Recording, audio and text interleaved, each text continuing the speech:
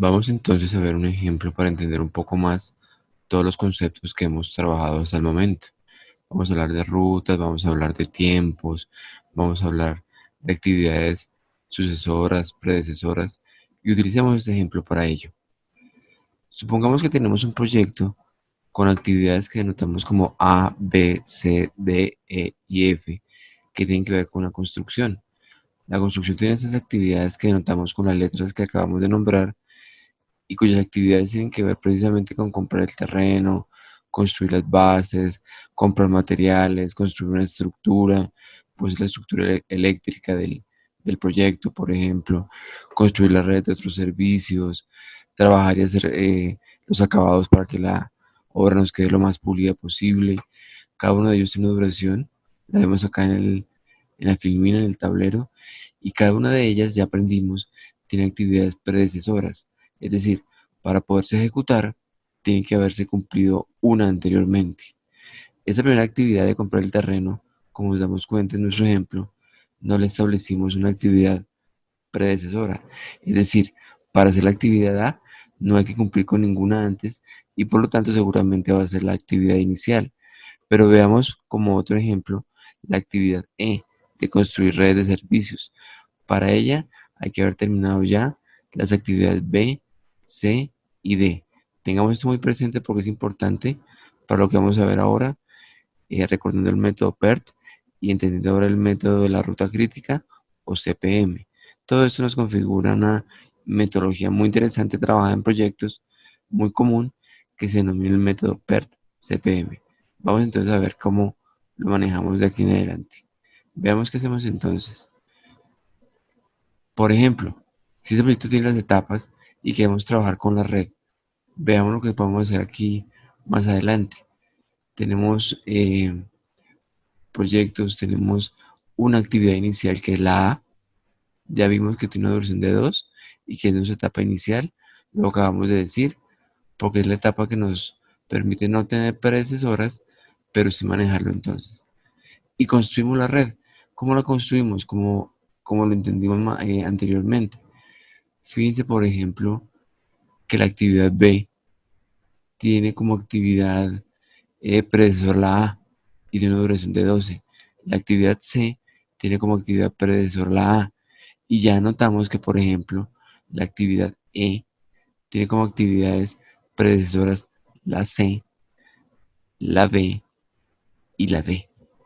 Entonces entendamos cómo lo trabajamos. Tenemos una red construida en nuestra red PERT. Veamos qué podemos hacer a continuación. Supongamos que entonces la actividad A empieza en el tiempo 0. Como tiene una duración de 2, el tiempo temprano inicial que trabajamos era el 0, el tiempo temprano final que trabajaremos será el 2, fruto de sumarle al momento 0 2 unidades de tiempo, supongamos que trabajamos con semanas, 2 semanas y terminamos en la actividad A con un tiempo 2 como tiempo temprano final. Tengamos muy en cuenta que vamos a trabajar, para hacerlo más sencillo, de izquierda a derecha. Y vamos primero a calcular los tiempos tempranos, o sea, la parte inferior de la notación que estamos utilizando. Tiempo temprano inicial a la izquierda y tiempo temprano final a la derecha. Continuamos entonces. Si terminamos lo más temprano posible en 2 semanas, la A, al ser predecesora de la B, la semana más temprana que podemos empezar la B es la misma, es la 2. Y como dura 12, pues entonces tenemos que trabajar hasta la semana 14. Si continuamos con la C, que también empezaría como tiempo temprano inicial en 2, fruto de este anterior, sumándole 4, podemos terminar en la 6. Veamos qué pasa acá con la actividad D. Como terminamos aquí con la semana 14, acá podemos empezar con la semana 14 y terminar con la 24, fruto de sumarle 10 de la actividad D. Pero vean lo interesante, la actividad E tiene predecesoras la C, la B y la D. Yo podría decir, como termino la etapa número C, ¿puedo empezar la etapa número E en 6? No, no es tan fácil. Como tengo la actividad B y termino en 14, ¿puedo eh, iniciar la actividad E en 14? No, tampoco. ¿Por qué? Porque debo esperar que todas terminen. La C en la semana 6, la B en la semana 14, pero también la D en la semana 24. Es decir, al tener que esperar 3 actividades, la semana E no puede empezar antes de la semana 24. Al sumar los 8 que dura esta actividad, lo más temprano que puedo terminar la actividad E son las 32 semanas. Y por lo tanto, continuando con esta lógica, la semana F debe comenzar por lo menos en la actividad, en la semana 32, perdón, y sumando las 10 que culminan o que necesita la actividad F, debo terminar en la semana 42. Ahí ya puedo encontrar algo. La duración del proyecto es de 42 semanas. Si sigo la red que tengo acá graficada, que tengo aquí establecida, fruto de esas actividades que tengo acá arriba con sus predecesoras y con sus semanas de duración, la semana en la que yo puedo terminar el proyecto lo más temprano posible, por lo tanto, estableciéndome una duración de proyecto, es de 42 semanas. Hasta ahí ya tengo una duración y tengo un dato inicial. Pero continuemos. ¿Qué más podemos hacer? Ahora vamos a calcular los tiempos tardíos. Recuerden que ya lo hicimos de izquierda a derecha con los tiempos tempranos. Ahora vamos a hacerlo de derecha a izquierda en la parte superior con los tiempos tardíos. Si mi tiempo temprano final es de 42 semanas, para no retrasar el proyecto, mi tiempo tardío final también debe ser de 42 semanas. Y empiezo a hacer un recorrido y un análisis de derecha a izquierda, ya no sumando semanas, sino restando semanas. ¿Qué pasa? 42 semanas menos 10, obtenemos 32 semanas como tiempo tardío inicial de la actividad F. Vamos ahora a analizar la actividad E. Si acá termino en 30, inicio en 32, acá termino en 32. Menos 8 semanas nos da 24 como tiempo tardío inicial de la actividad E. Analicemos ahora la actividad C. El 24, que es el tiempo inicial acá, va a ser el tiempo tardío final acá. Menos 4, que dura la actividad C, puedo empezar como tiempo tardío final en la semana 20. Volvamos a empezar acá. Si estamos en F, calculemos la actividad D. La actividad D, uno podría decir, un momento, si está antes de la semana F, tal vez yo pueda terminar la semana 32. No, tengamos en cuenta que también tenemos la actividad E, que me está determinando cómo debe empezar la actividad E. Es decir, el tiempo inicial tardío 24 se convierte en tiempo tardío final de la actividad D. Tengamos mucho cuidado en esto. ¿Por qué? Porque la D hace que dependan de ella la F y la E. Es decir, para terminar y calcular el tiempo tardío, debo tener en cuenta el tiempo inicial tardío de F, pero también el tiempo tardío inicial de E, que es 24. Continuamos analizando entonces la B. La B tiene aquí como un tiempo anterior, el 14, lo tomamos acá, menos 12 que demora ella, debe estar en 2. Y calculemos entonces el tiempo de A. El tiempo de A final tardío es B, menos 2 que dura es 0. Ya tenemos entonces aquí calculados con números inferiores los tiempos tempranos y me devuelvo, y con números superiores tengo los tiempos tardíos. Tengamos siempre muy presentes y tengamos mucho cuidado con las actividades predecesoras cuando vayamos de derecha a izquierda a ver qué hay antes, y sucesoras, cuáles van aquí de izquierda a derecha, para que no nos equivoquemos con el cálculo de los tiempos. Seguramente en clase les daré muchos talleres para que practiquemos, los analizamos, los trabajamos en grupo y los corregimos para que todo lo tengamos muy claro. Veamos qué más podemos trabajar entonces, dado que ya tenemos tiempos tardíos y tiempos tempranos. Vamos a involucrar un nuevo concepto que se denominan los tiempos de holgura. Los tiempos de holgura entendamos como aquellos tiempos que me dan espera para empezar una actividad sin que se retrase el proyecto. Esto lo puedo calcular si ya he definido mis tiempos tempranos iniciales y finales y mis tiempos tardíos iniciales y finales. Entonces la holgura es la diferencia entre el tiempo más tarde que puedo finalizar comparado con el tiempo más temprano que puedo finalizar y comparando el tiempo más temprano que puedo finalizar contra el tiempo más temprano que puedo iniciar. Entonces fijémonos, en la actividad F yo puedo terminarlo más tarde en 42 y puedo iniciarlo más tarde en 42. Entonces, ¿cuánto es mi tiempo de holgura? 0. 42 menos 42 es 0. Recordemos que aquí abajo tenemos los tiempos tempranos y aquí arriba los tiempos tardíos. Si mis tiempos tardíos son 14 y 24 y mis tiempos iniciales tempranos son 14 y finales son 24, ¿cuánto es mi holgura? ¿Cuánto me da de, digámoslo, de gabela esa actividad? 24 menos 24 o 14 menos 14 es 0. Mi tiempo de holgura es 0. Acá lo mismo, 32 menos 32 o 24 menos 24, mi holgura es 0. 14 menos 14 o 2 menos 2, mi holgura es 0, pero veamos este caso especial. Yo puedo terminarlo más tarde, 24, pero puedo terminarlo más temprano, 6. Hagamos ese siguiente ejemplo de la vida real. Si yo acelero en una actividad, en una tarea cualquiera, puedo terminar en 6 horas. Pero también el proyecto me permite terminarla en 24, porque es para entregar de pronto el día de mañana. Entonces, si yo puedo hacerla en 6 horas, pero el tiempo de entrega que el profesor me estableció es al día siguiente, dentro de 24 horas, ¿cuánto tiempo dispongo yo para poder de pronto hacer correcciones o pasarlo al computador o hacer las gráficas más elegantes o explicar un poco más o hacer más conclusiones? Tengo 18 horas de holgura, 18 horas de tiempo para demorarme un poco más y trabajar mejor. Recordemos, lo más rápido que yo puedo terminar contra lo más tarde que el trabajo me permita terminar es mi tiempo de holgura, 18. Es como aquella tarea que yo digo, bueno, tenemos 24 semanas para hacerla. Y me dice, profe, yo puedo terminarla en 6 semanas. ¿Listo? Está bien.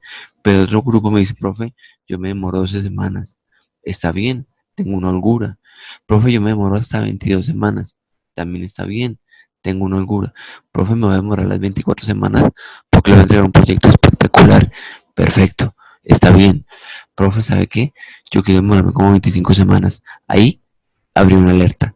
Si alguien me dice me voy a demorar 25 semanas o 25 horas o 25 unidades de tiempo, ahí hay una alerta. Le diré seguramente como director del proyecto, no, no se lo puedo permitir porque si usted se demora 25, se me va a atrasar todo de aquí hacia la derecha. Todo se me atrasa y mi tiempo máximo calculado, que ya lo tenía presupuestado en 42, se me va a atrasar porque usted aquí se me demoró. Entonces lo máximo que le voy a dar de holgura son 18. Y veamos entonces qué pasa acá.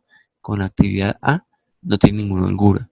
La única que me va a permitir una pequeña demora adicional va a ser la actividad C. Ya tenemos entonces los tiempos de holgura calculados, que en la mayoría de los de este ejemplo son 0, pero en la actividad C son de 18. Continuamos analizando este proyecto entonces. La ruta crítica, es decir, la ruta que no me permite ninguna demora, ningún atraso, es aquella en la cual están los tiempos de holgura igual a 0. Y es la ruta, en este caso, la que nos sigue las holguras 0, que va a ser la ruta A, B, D, E y F. Es la ruta que tengo señalada con flechas en azul. Veámosla. Es la que me sigue las holguras igual a 0. A, B, D, E y F. Ella me permite entender que en ella no puede haber ninguna demora porque se me va a exceder el tiempo de 42 semanas. Y también hay un inventario de holguras que en este ejemplo solo ocurre en la actividad C. Es aquella actividad o aquellas actividades que me permiten un poco más de tiempo de perfeccionamiento, llamémoslo así, entre el tiempo en el que puedo iniciar y el tiempo en el que puedo terminar sin atrasar el proyecto. Es importante.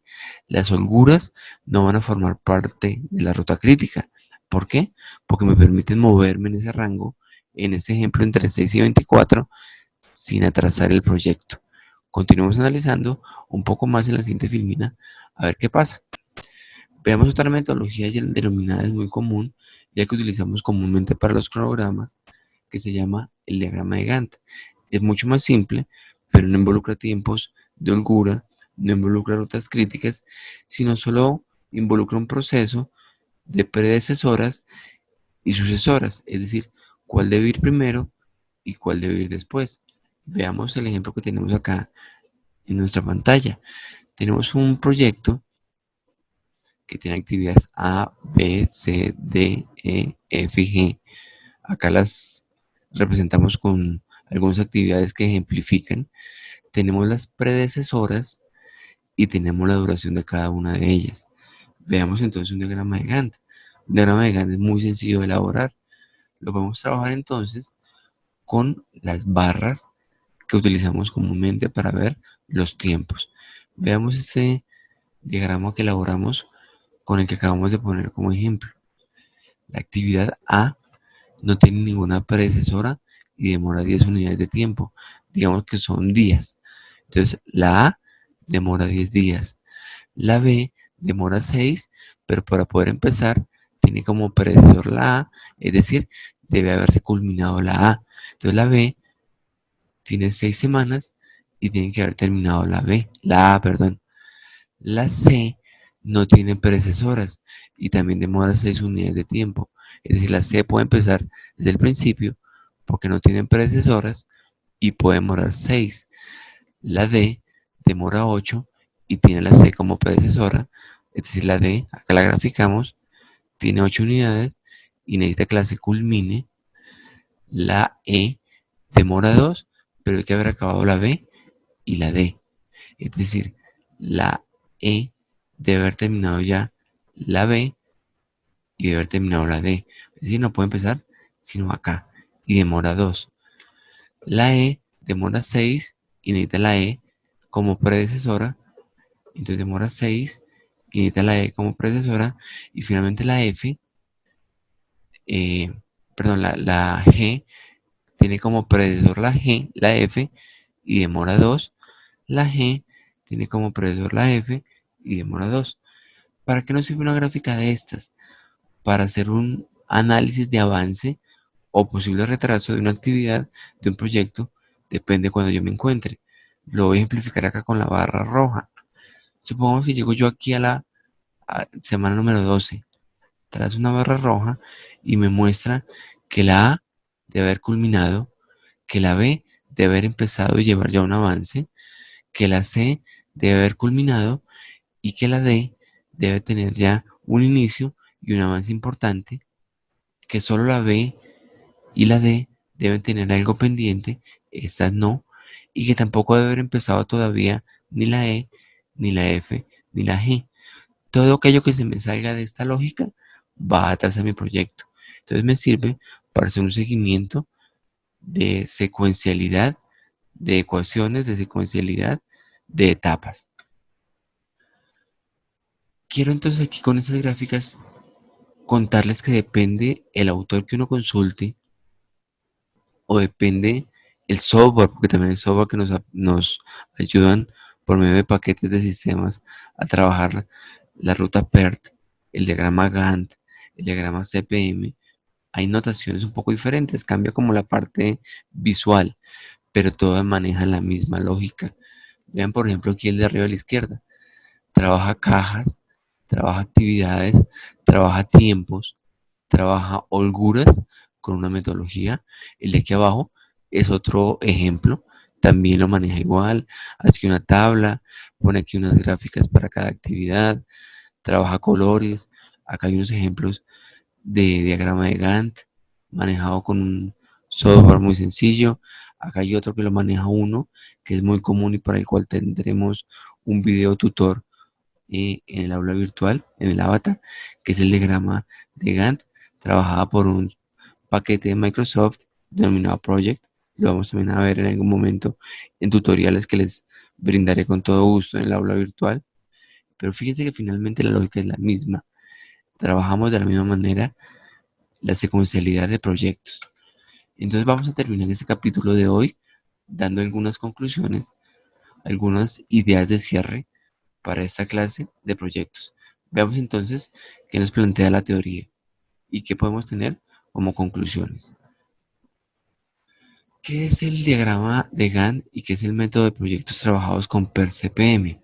Es un método que nos permite entender la dinámica y de esa forma calcular los tiempos y la ruta crítica de un proyecto, aquellas actividades que no se pueden retrasar, aquellas actividades que debemos seguir con mucho cuidado, que debemos monitorear para que no se nos descontrole nuestro proyecto.